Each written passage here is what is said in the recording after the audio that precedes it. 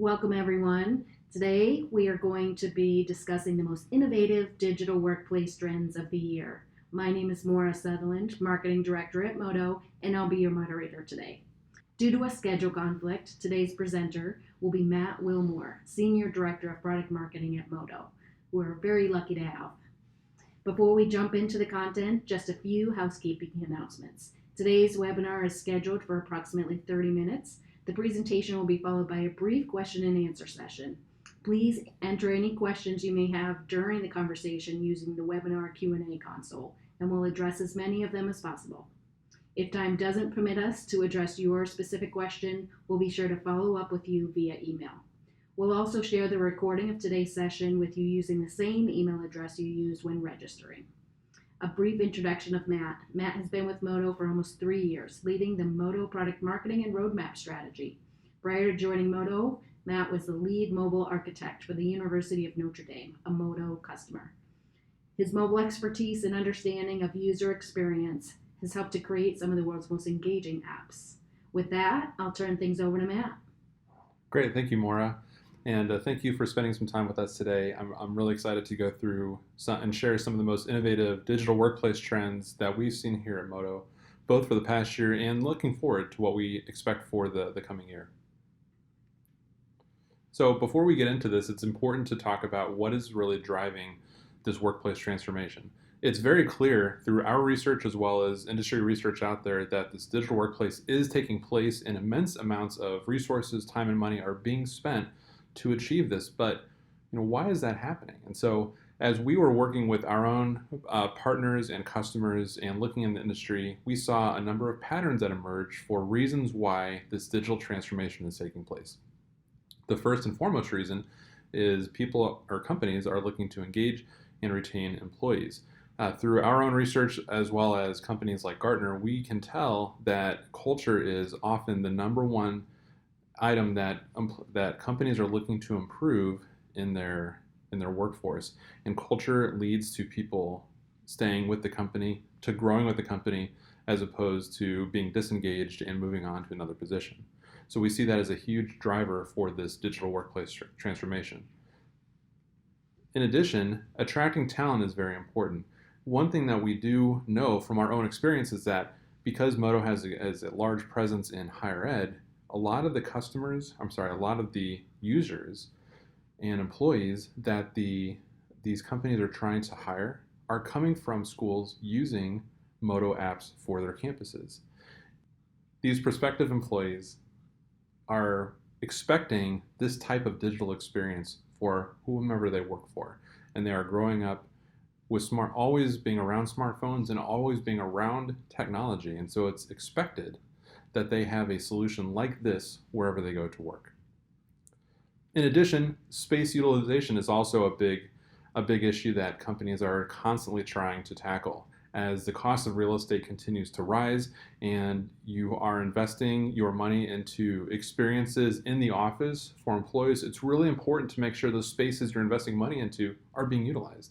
And so space utilization as a whole is really important, and using a platform to help increase and maximize really that space utilization is becoming very important for companies.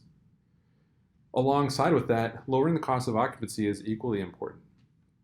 Like I said, the cost of real estate is continuing to rise, and so making the most out of your current investment, or even figuring out if you can have a smaller real estate footprint, can help lower that cost.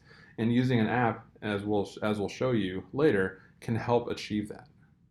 And then lastly, employee productivity and performance is always a perennial issue that employers are looking to solve, and an app can help to do that. Now, it's important to note, we're not looking to assert that just by having the app, the employees automatically get more performant and are more productive. That's not what we're saying. What we're saying here is that by having information in their hand through a platform like this, they're able to quickly find information, make a decision, and move on, and spend the rest of that time that they were before digging around, searching online, asking people for information. It's all there. So they don't have to spend that time digging for things. They know where it is.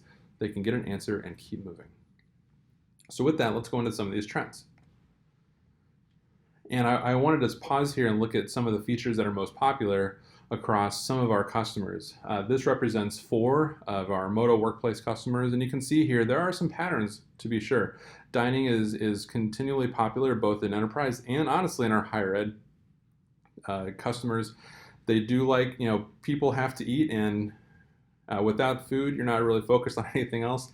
So the ability just to put that information in a very easy to access place is very important. Also, the fact that the dining information is updated fairly frequently, and you need a place where that data, which changes daily, is available right away. Other things you'll see here are things like transportation, getting to the office or maybe getting home from the office.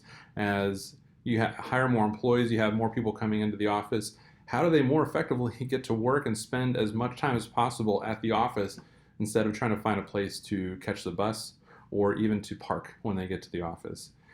Things like amenities are also equally important. We see here this idea where as I'm investing in real estate and I'm inviting people into my new office, how do they know where everything is? And you may have a fantastic gym or healthcare center, but if nobody knows that it's there or is alerted to its presence, they may never use it, and you're losing out on your investment there. So just knowing and showing people where things are and maybe giving directions to that is a huge win. Also, People Finder is something that we've seen very commonly used throughout both enterprise and higher ed. The ability to find somebody quickly, whether you've been on a phone call and really don't have a face to put with the name, or you're having a meeting with somebody later and want to find out who they are, maybe where they are, the ability to quickly look that up in your app and again make that decision and move on is very popular. And then wayfinding is something we have seen evolve over the years, but it's still a big trend for this year. This whole idea that we are not just finding out where to go, but where we are in relation to where we're looking to go. And there's a number of different levels of wayfinding that we'll talk about today. And you'll see throughout the rest of this grid other things that are becoming more popular throughout some of our Modo Workplace customers. Things like room booking, which we'll talk about, issue reporting for facilities, training, resources, benefits, and pay. All big things that are coming up, and more that we expect to come on the horizon. And we'll talk about some of those now. So the first trend we want to cover here is room booking. And this is the idea where I have the ability through a platform like this to look at what spaces are available either for existing meetings that I have booked or a space that I need right now. And this is something we actually deal with at Modo. As we want to have these ad hoc meetings or need to find a space for a meeting, where can I go right now instead of wandering all throughout the office to find a room that's open? This allows you to, again, very quickly go into a platform like this, find a space, book it, and move on. And also, equally important, allows you to release those spaces, as that is equally important. If you have a meeting and perhaps it's canceled or you don't need to meet, the ability to release that space and let somebody else have that means that you are maximizing your real estate investment. Next up is wayfinding, and something we just talked about a minute ago. The idea here is that as you move to a new office or you have a new employee coming into the office, it can be really hard to find things. Even if you've done your best on things like physical signage in the hallways, it can be really difficult just to find your way to where lunch is, to where the nearest copier is, the nearest restroom, or if you are traveling to a new office that you're not typically used to, how do you find your way around very quickly without having to ask everybody where to go? So wayfinding allows you to do that. And there are a number of levels to wayfinding and what it can do for you. The first level is just putting the map on the app and allowing people to perhaps look at points of interest or looking at locations or search for those, and that's a pretty base level. We see a number of customers doing that and even more coming on with that today. There are additional levels beyond that, and by that I'm talking about things like passive and active wayfinding. With passive wayfinding, or pathfinding you might call it, with passive pathfinding or wayfinding, you are finding something on the map and showing how to get there using something like turn-by-turn directions. It's not necessarily related to where you are physically, but it shows you how to get somewhere from a pre-designated point or a starting point that you define. Now there's also active wayfinding or active pathfinding, which is really that blue dot navigation, similar to something like Apple Maps or Google Maps, where not only is it giving you directions, but they're based on your current location. And even if you're not getting directions, you can in an instant see where you are in a building and be able to quickly navigate from there. Moving on, another big trend we're seeing, and we look to see skyrocket in 2020, is mobile access integration. And this is the idea that you're taking the proximity card or the ID that you use to badge into your office or badge into the building and make that digital, put it on your device. There's a number of benefits to this. The first is that everybody has their device on them, and I'm sure everybody knows a story of where you had your phone on you, you had your keys, but you left your proximity card or your wallet in your car, and you got to hike back to the garage to get your card so you can come back in and get to work. And that's just time wasted. That shouldn't happen. What happens with the digital ID here is that we're able to provision that ID digitally onto somebody's app. So not only are they not having to wait to get that card and having it programmed digitally, but it's on their phone. So no matter what office they're going to, they can just use their phone to badge into their office right away without the need for a physical proximity card. This is also important as you scale to multiple locations. We've spoken with Moto customers who might have people traveling with 10 or 15 or more proximity cards because they are tenants in all these different locations. And what can happen with a mobile ID is that all these become digital and exist on the device instead of having to carry a stack of proximity cards. The other benefit here is because this is mobile and through the cloud, you can provision these anywhere in the world. So even before a new employee starts at a job, they can have that ID provisioned to their device. And when they walk up to the door on day one, they're able to badge in and get to work right away. We're seeing excitement in this throughout the industry. Gartner has estimated that by this year, 20% of organizations will actually use smartphones in place of traditional physical access cards, and we're excited to see that come to fruition. The next experience we want to talk about, the next trend that is getting people excited, is transit info. This is certainly not something that's brand new, but we're seeing a trend to go through more of this, especially as people like to be more environmentally conscious. Transit info is really more than just where the shuttle is, although that's often an important part, but it expands to other types of transport. For example, here you can see we're showing examples for subways, surface buses, commuter rails, bike shares, scooter shares, all types of things that really affect how you're able to get around quickly and efficiently. And having this built into your app as part of it, again, gives people the ability to very quickly open the app, find the information they need, and go right away without having to think about or ask people for help. People finding, like I said, is a perennially important thing that people are looking to do in the workplace. And perhaps you had a meeting with somebody but don't really have a face to put with that name, or you have an upcoming meeting, or you've heard about somebody at the company who would just like to learn more about them. Having a directory directly within the app allows you to learn about people, add them to your native iOS or app device as a contact, and come back to them later through a bookmark. This is really nice because it allows you to quickly learn who people are, and optionally actually get directions from where you are to them, so you can go walk directly to their desk instead of having to coordinate how to get to meet each other for a meeting. Another issue that continues to come up as a trend is facilities and just reporting issues. Facilities is typically the biggest use of this, but there are other ones to be sure. The ability to report on non-facility issues like IT help.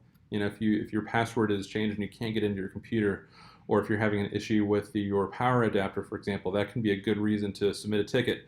And if you put this as a feature in a workplace app, again, people aren't having to look for where to go. It's all in the app, and they just go to what they need to and get things done right away. HR is another great example for this. If you need to chat with HR or have a question about something with regards to your employment, this is a great way to, again, ask that question, start that conversation with HR, and it may result in something like a follow-up visit, but at least people know where to go. And that's one of the important things that we're talking about throughout this is that all these disparate services that may have disparate platforms powering them are all coming together in a single cohesive, unified experience for that user who doesn't really know, or frankly doesn't care what platforms are providing these systems. They just want to know how to get things done so they can be more productive as employees. Like I said earlier, HR issues and reporting conflict or things like that, those are all important, but seeing your HR benefits and other information in the app is equally powerful. The ability to have in that app things like my paycheck, benefit summary, and other things is really important. Again, it prevents people from having to go out to some system or find out where that system is to begin with to find information, and again, spend their time looking at the app, finding the information, and being able to make a decision and move on. Now, we talked about room booking, and that's very important, but another thing that's equally important that we're seeing as a trend is space utilization. And this is the whole idea of both the end user, your employee, being able to find out where space is right now, even without booking it, as well as the leadership of the company being able to figure out what spaces are actually being utilized and which ones are not. This is important for companies that have open floor plans, maybe have hot desks and don't really use a booking system, but they just want people to find a spot and get to work. Something like this allows you to instantly see what is available, and even by floor or by section, quickly find a space that is easy to get to and be able to get to that space right away. Some of these platforms also include environmental sensors, so if you want something that is quiet or something that is with a lot of natural light, these platforms can help with this. And so this becomes an integral part of the workplace experience app. It also provides a benefit, like I said, to the administrators.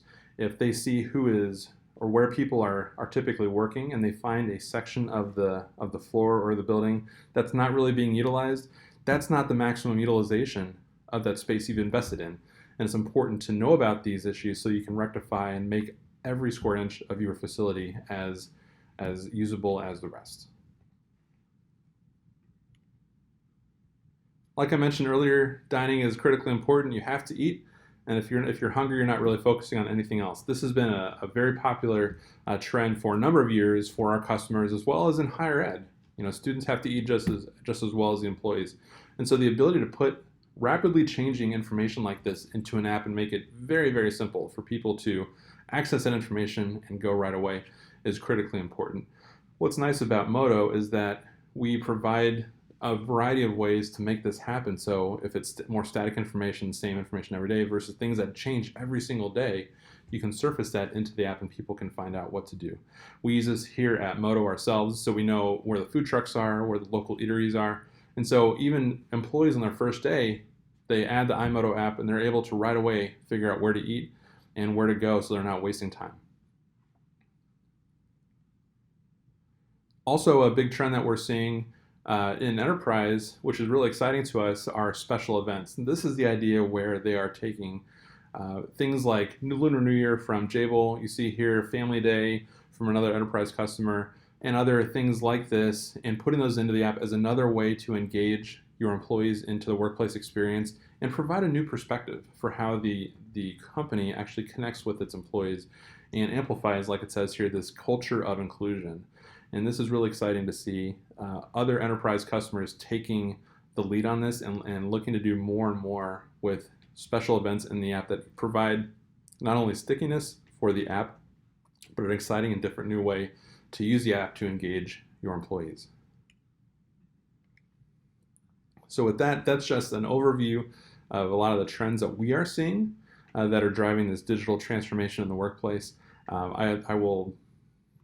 I hope to see everybody in a year and talk about these, what has changed since the last year, and I'm excited to see what trends we see coming out of 2020.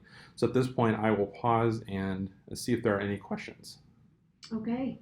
Well, as usual, your presentation has prompted quite a few questions here that I'm hoping we can answer for folks.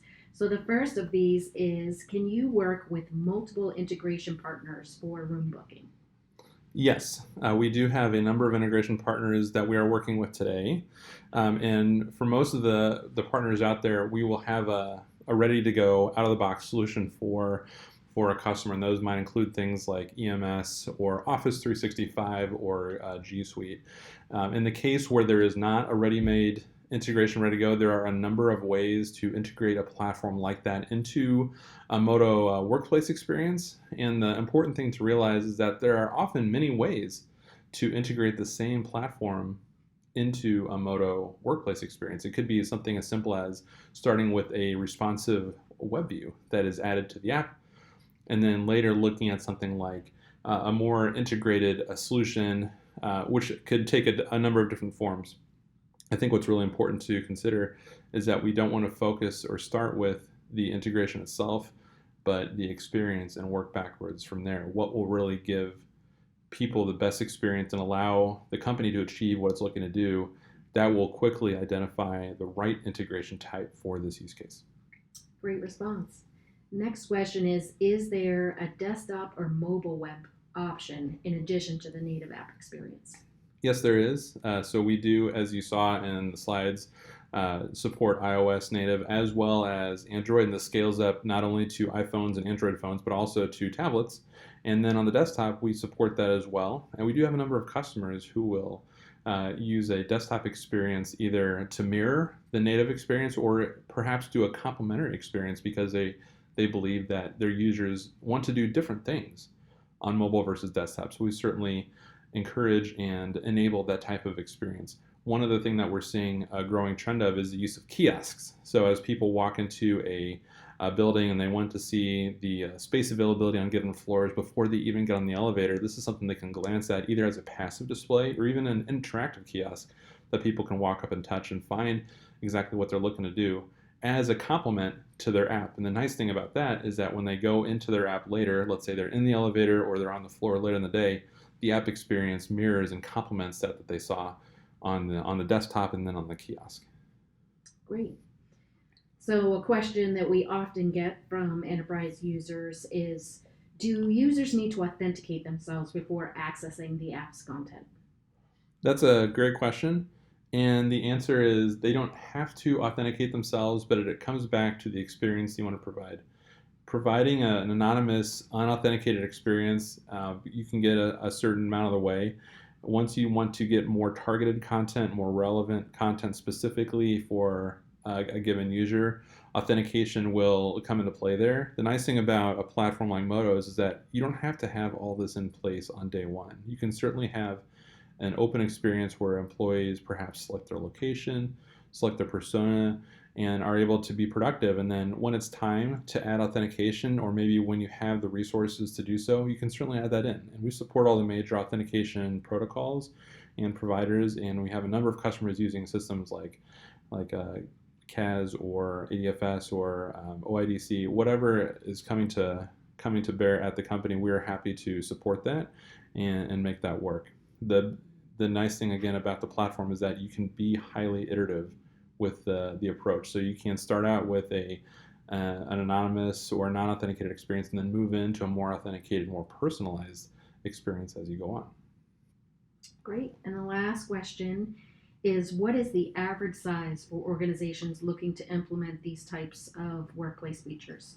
That's another good question and something we should be talking about more. There really isn't an ideal size for this type of workplace feature. I would encourage companies thinking about this to not think about the size of the company so much, but rather of the experience you want to deliver to your users and the types of problems you're trying to solve. At Modo, we are around 100 employees, and we make great use of the platform ourselves as a workplace app throughout our various offices. We also have customers with hundreds of thousands of employees who are using Modo Workplace equally well at scale. There are different problems that these companies have when they have hundreds of thousands of employees versus 100, to be sure. But the platform's ability makes it really scalable to different sizes of problems and different types of problems that present themselves at different stages of growth. Great. Well, thank you, Matt, and thank you everyone for joining us for today's conversation on digital workplace experiences, and we hope to be joining you again for the next webinar. Take care. Thanks.